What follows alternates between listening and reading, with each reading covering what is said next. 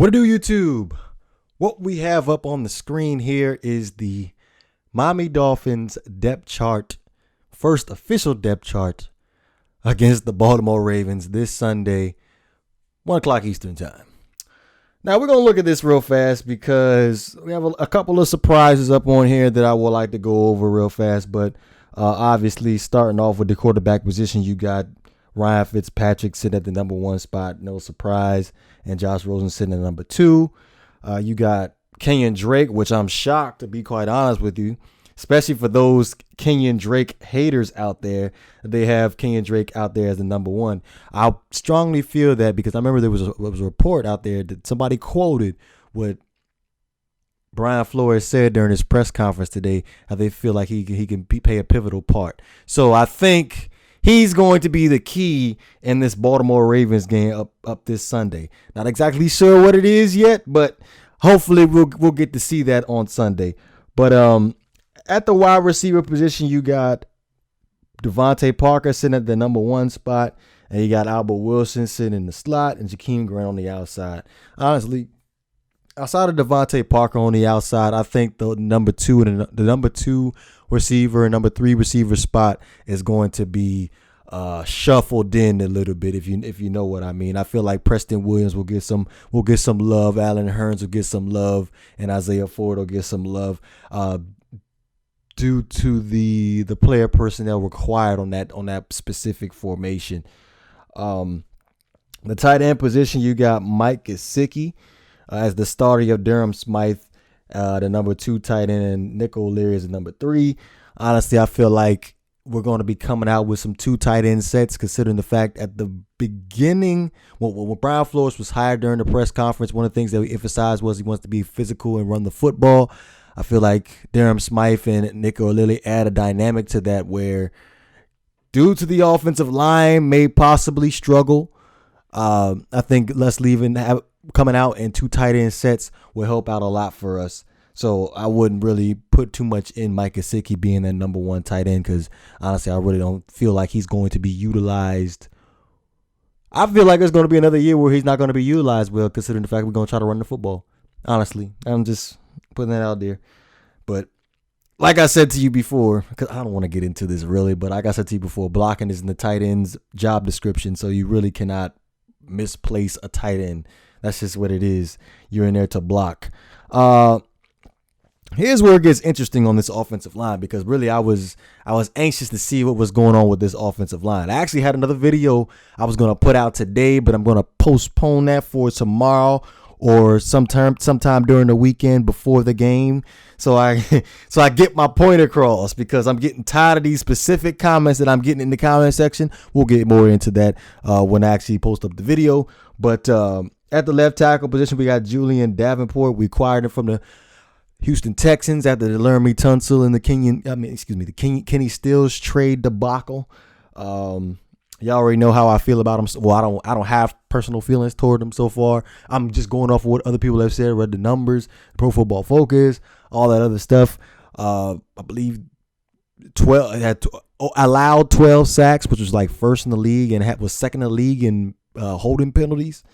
So just wait for that video to pop. I'm not even going to sit back and try to get into depth about that. But the left guard position, of course, Michael Dieter. I'm not surprised there. Daniel Kilgore sitting at center, but obviously I think Evan Boeheim, the center/guard we end up trading for from the Indianapolis Colts, I feel like sometime during the season he's going to end up working up the ranks and getting that starting center spot sometime. And at the right guard position, not only in the center position for Evan Boeheim, I feel like he can get that right guard spot, because I'm not really sold on Shaq Calhoun yet.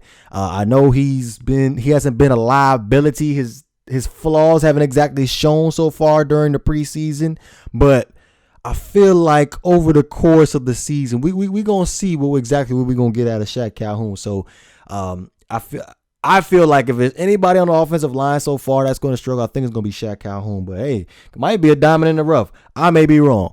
Hey, we're just going to sit back and wait and see.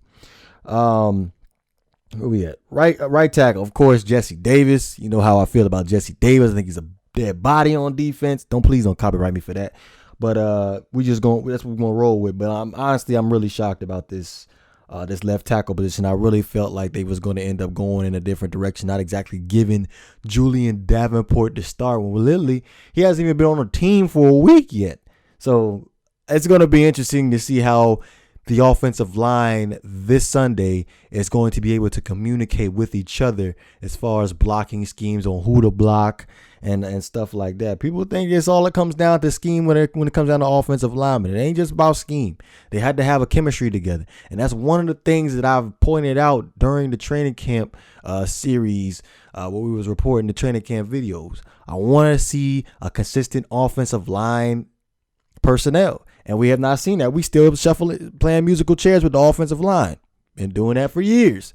We'll see this Sunday. And the Baltimore Ravens are the worst team to sit back and try to do this with, because I'm sorry, but Ryan Fitzpatrick, he may end up getting hurt due to these type of games we play on the offensive line.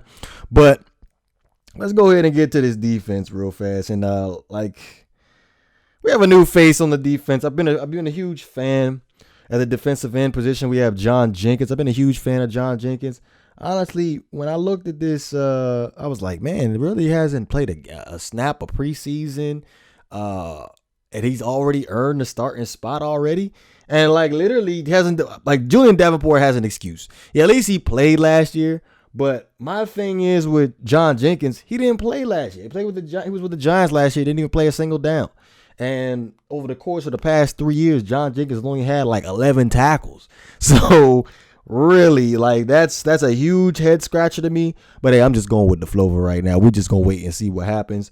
At the nose tackle position, I guess we're going out in the 3-4 defense, because I see 4 linebackers up here. We have Devon Godchaux at the nose tackle position. I like where Devon Godchaux's going so far in his career.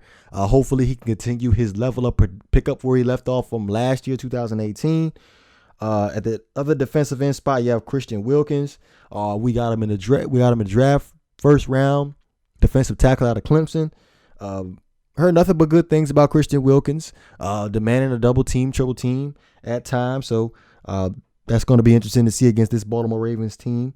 At linebacker, we got Sam Aguavin, which is really weird. We have something. It's going to be something like that how the Pittsburgh Steelers did back in the day, where they used to have all these 4 linebackers standing up, and you're not exactly sure who's going to be rushing. But yeah, Sam Aguavin, you know how I feel about Sam Aguavin. One of my personal favorite things about Sam Aguavin is his energy that he brings to the game.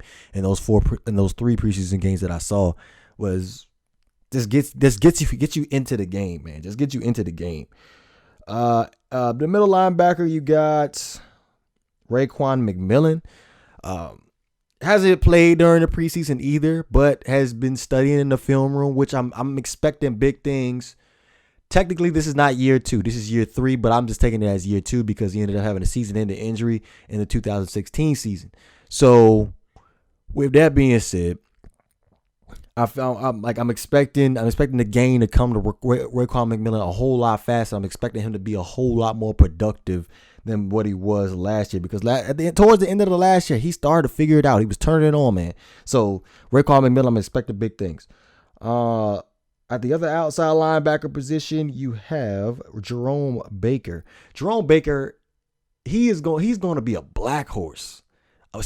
Dark horse in this defense. He's getting the play calling duties. This man, he could basically do anything, man. Coverage, stop the run. He was getting involved in stopping the run in the preseason games. He was in the backfield along with Sam Aguavin. I'm liking what these 2 boys in general are doing. But Jerome Baker, that boy, he can fly, man. He can literally fly. Like I said in the previous videos, gain muscle weight over the summer. So I was kind of suspect about how that was going to end up transitioning onto the field, but he looks good, man. He looks good. At the other outside linebacker position, you have Charles Harris. Clearly, I think he's just going to end up being the pass rusher type player, which really gets me thinking, if Jadeveon Clowney would end up coming, would that have been putting Charles Harris on the bench? However, that would end up working. But that's out the window. With Charles Harris, most likely, I think he's going to end up pass rushing probably 98.9% of the time anyway. But again, I spoke to the dude. I felt like we had an understanding. 15 sacks for the 2018 season. That's my prediction. That's my expectation.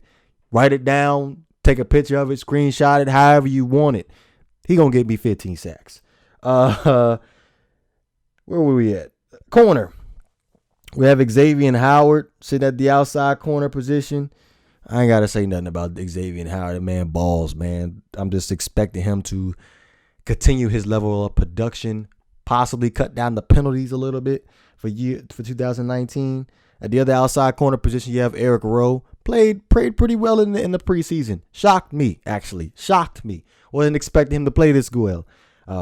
Really, we have a pretty good tandem going on here. Kind of reminds me of the back of the day of the 2014, 15, when we had Brent Grimes and Cortland Finnegan. I like this cornerback tandem so far. At safety, you have Rashad Jones. I'm going to go ahead and mention Minkah Fitzpatrick too, because I feel like Minkah Fitzpatrick is going to end up playing free safety in the base 3-4. And then once we get out towards the nickel and the dime, I feel like he's going to come down and play that slot nickel corner. And possibility other places that Brian Flores wants to put him in doesn't exactly give us a specific position, but that's how I feel like that's going to end up going. But Bobby McCain sitting at the number one for the other safeties position. We're just going to roll with that for now. We're going to see how often we're going to see those two at the top at safety and the other one in the nickel position. But let's go ahead and move on to the special teams.